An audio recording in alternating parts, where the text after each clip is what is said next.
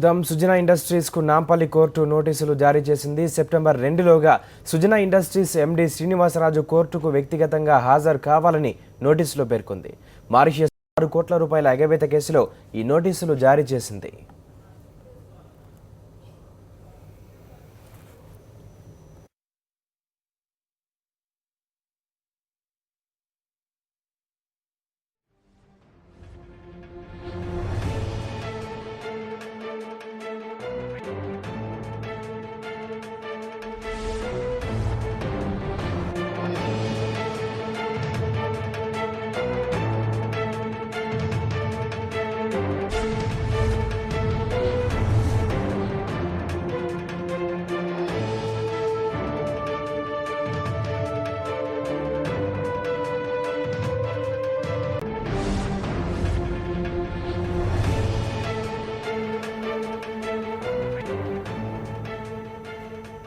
Sujana industries కు Nampally court నోటీసులు జారీ చేసింది.